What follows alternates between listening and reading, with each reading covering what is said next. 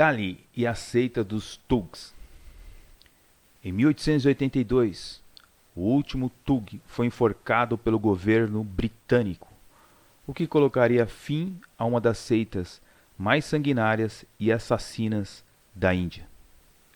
Estamos nos referindo à Irmandade dos Thugs, um grupo de indianos adoradores da deusa Gali, a deusa da morte e da destruição.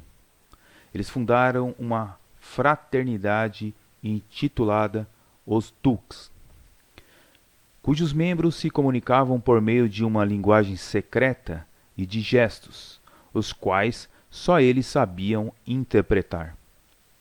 Segundo a mística clássica, a deusa Gali, ou Durga, havia sido confiada a tarefa de destruir o poder demoníaco que oprimia o mundo, e os seus seguidores concluiriam que os peregrinos em adorações a outros deuses deviam ser seus demônios disfarçados de gente. Assim, os Thugs, ou como eram conhecidos, estranguladores, faziam amizades com variados grupos e logo que ganhavam a confiança deles, estrangulavam-os com lenços e lençóis que carregavam. Depois dessas pessoas sido mortas, essas vítimas eram mutiladas por membros da seita, especialmente treinadas para isso. Alguns pesquisadores desta irmandade indiana dizem que as mulheres eram poupadas devido ao sexo da deusa Gali. Porém, outros pesquisadores informam que as crianças não eram poupadas, e sim mortas nos templos de Gali. Mas aqueles que acreditam que os Thugs as adoravam eram instruídas na seita por toda a sua vida. Ou seja, essas crianças eram poupadas para poderem se tornar membros futuramente desta seita. Para que não se identificasse as vítimas, os Thugs escavavam buracos com picaretas consagradas, jogavam terra por cima e dançavam sobre a superfície até achatá-la, dificultando assim achar o corpo da vítima. O ritual terminava com oferendas de açúcares à deusa Gali e libações sobre uma picareta. Por fim, repartiam entre si o que haviam roubado da vítima. A seita dos estranguladores teve seu apogeu no século XIII, com as construções de diversos santuários dedicados a Gali. Nesta época, os Thugs criaram uma organização tão estruturada que as pessoas não conseguiam achar muitos desses grupos.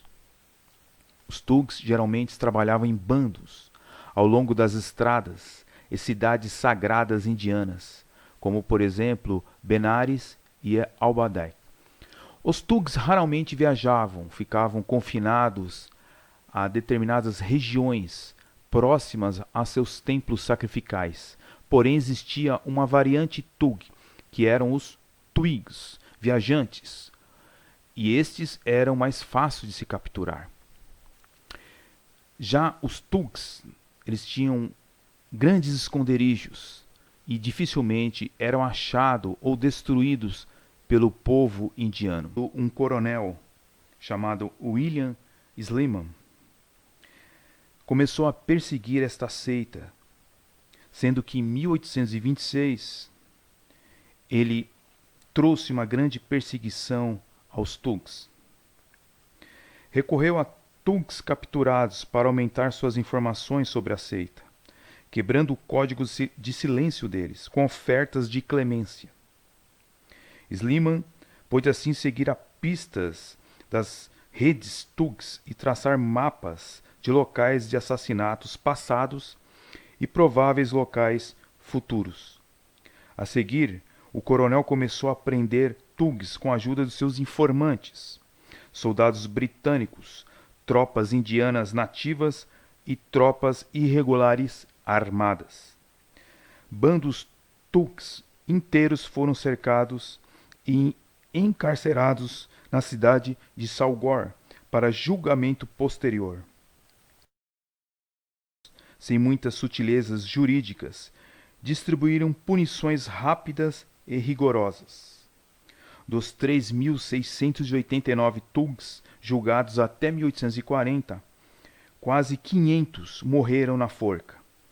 Os sentenciados a morrer no patíbulo colocaram os laços em volta dos seus próprios pescoços e saltaram para a morte, demonstrando em um ato final de desprezo sua bravura e a sua presunçosa superioridade na arte do estrangulamento.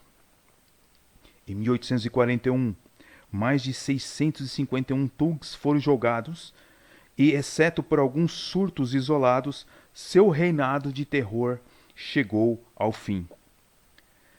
Se os britânicos foram rigorosos com os thugs irrecuperáveis, foram caridosos com os informantes e seus filhos, chegando até a fundar escolas para reeducá-los. Com o tempo, estranguladores e mutiladores foram transformados em hábeis oleiros, pedreiros ou tecelões. Seus tapetes tornaram-se uma especialidade procurada, tão famosos que a rainha Vitória, cujo agente haviam sido destruído, encomendou um desses tapetes para o castelo de Windsor. E assim nós tivemos o fim de uma das seitas mais terríveis que se passaram pela Índia.